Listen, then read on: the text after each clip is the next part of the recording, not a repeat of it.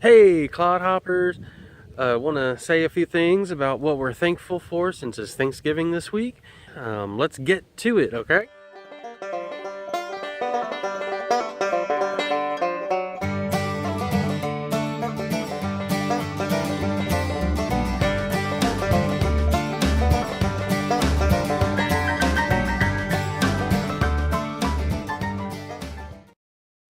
So one thing we're thankful for is free resources that are around the house. The main thing that I'm gonna talk about today is the trash trees. What are trash trees? They are plants that just naturally spring up that people consider a nuisance, that just kind of grow wherever the seeds just kind of pop out of nowhere. Why get frustrated with that and just throwing chemicals onto it that we don't want in our on our land and on our property? We've decided to use these trees as a free resource for our feeding our goats and rabbits, for instance. Let me show you what those trees are that we have, and we'll get back to you in just a second. So one of the trees is a sweet gum tree. Another tree that is a quote-unquote trash tree is the hackberry tree. So why do people consider a sweet gum tree a nuisance? Well, for the lawn care business especially, it's a nuisance because they can tear up stuff, like the lawnmowers. They can also be a projectile and break things like windows and stuff if it's going fast enough, being spit out of the chute. Also, they just hurt when walking on them, either barefoot or in sandals, anything with a thin sole.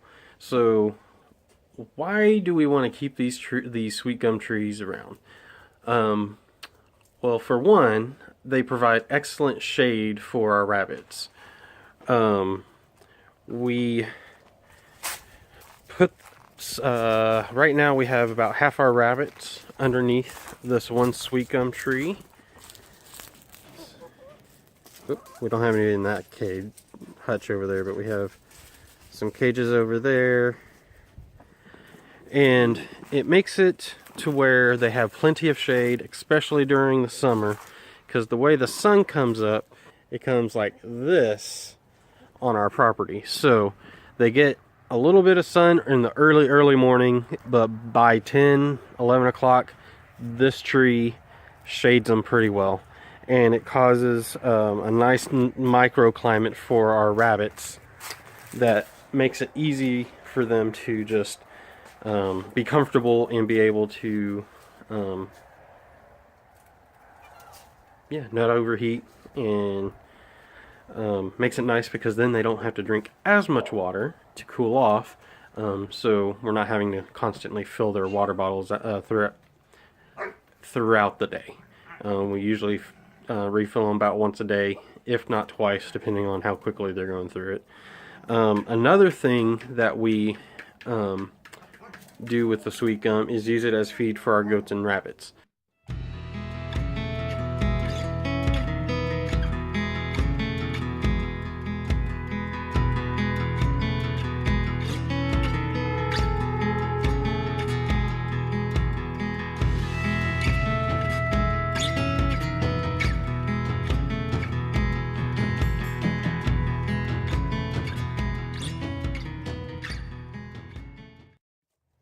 Now, I just cut some sweet gum leaves, as you saw, that will be plenty of food for our goats, and I'll probably give them a branch or two of the hackberry. Now, for the rabbits, we don't give them that much. We just break off some leaves, give it to them, more as a treat. So I gave some of the sweet gum leaves to 2 rabbits for right now.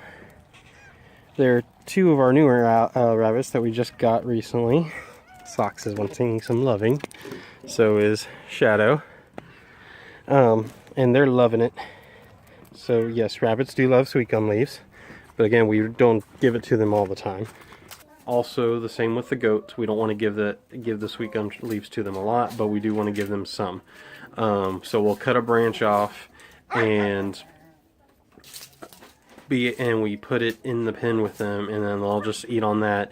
We could put one big huge branch in there, and it'll last them for a day or two. So it's a good, nice free source to have whenever we're trying to make sure we feed them enough food, but also they get some greens in their diet.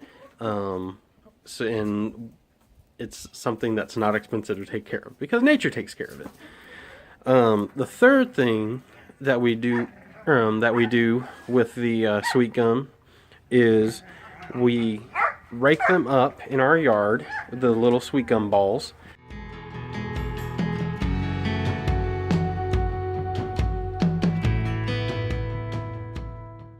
You're also seeing me rake up some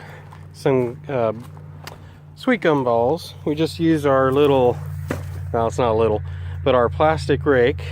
We love this thing. It actually works better than a lot of those metal ones. I mean, it doesn't get every single one, and the balls sometimes get stuck in the thingies. Like it is right now, but it still gets up quite a bit of them, especially when you're able to use both hands to do it. And we put them in a pile and put them in our herb bed. So we'll make a pile like that, or like these, and then we'll just spread them all over our herb bed. And the reason why we do that is because our dogs like to get in here and dig around and tear up the plants. And so this is a good way to control that, because it makes it to where they don't want to stand on it because it hurts. And then it still gives it like a mulch, so when it breaks down, it will go into the earth and be beneficial to the plant. And also, by raking up these sweet gum balls, it makes our yard not be as prickly with sweet gum balls. So it's a very nice thing to do, so that we can clean up our yard, but also be able to use what's given to us through nature. The sweet gum trees are also a good shade for our dogs in our house, because we have the one by the rabbit cage is right near the house, and there's another one on the opposite corner of the house near our kitchen that shades that side of the house, and then there's one in the dog's pen that gives them shade. So it's a very good, useful shade tree. So why would we want to keep a hackberry tree around? It is a bane in our area. The birds like to eat their seeds and then disperse them around fence lines and around telephone poles, which is where a lot of people don't want hackberry trees, let alone any type of tree, just because of the fact that it could damage the fence line or even damage the power line, depending on how tall it gets.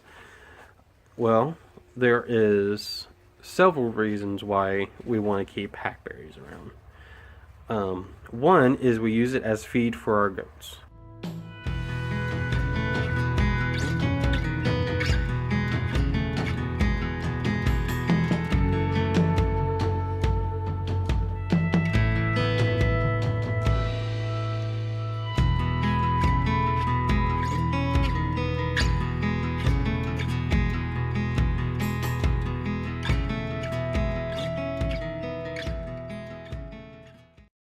That's more goat feed for the goats. They love it just like the sweet gum, but we give them more of the hackberry, because the sweet gum we use more as a treat, whereas the hackberry we use as more as a supplement to their feed. They love it. It's fairly easy to cut down. It does take a little more work than the sweet gum, but it is fairly easy to prune and use as feed for our goats. Another reason why we keep the hackberries around is it's also a good shade tree. We have one near our goat's pen, which helps provide shade for them. We also have some on another section of fence line near our clothesline that we have a few rabbits near, so it gives them shade during the evening, which is really important. We just love having them around because of that. And also, to the last point of why we have hackberries around, is they make good natural fence posts. When they grow up along the fence line, they can intermingle with your fences, and that can cause damage. But if it's at a spot that's in between your T-post and it's kind of a weak spot in your fence, it could actually help to support your fence a little bit better.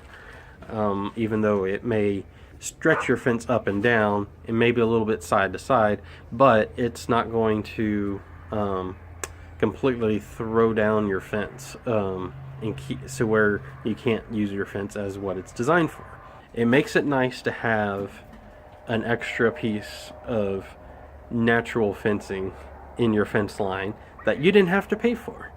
Oh, and another thing, with it being used as a fence post, if you were to have animals that like to lean over fences, like horses or any other animals like that likes to challenge the fence line, it makes a good natural support for the fence because it not push down the fence as much. Because, you know, horses think that the grass is always greener on the other side, because that's not grass they get normally.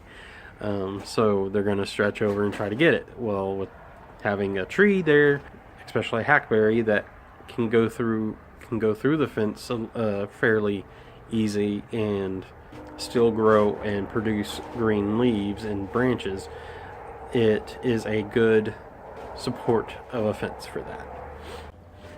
So thanks again for stopping by and watching on why we keep trash trees around our homestead.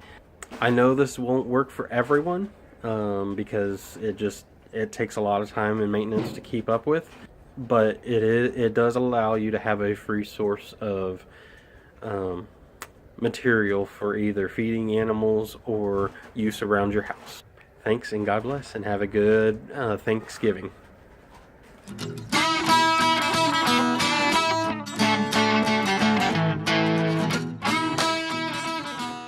Hey Cloud Hoppers, thanks for watching the video. Push the thumbs up to like the video. Also hit that subscribe button, also the bell, so that you can get notifications when our videos come out. Check us out on our social media pages too. We have Facebook and Pinterest, and soon we'll have Instagram. The links are below. Bye y'all! Bye!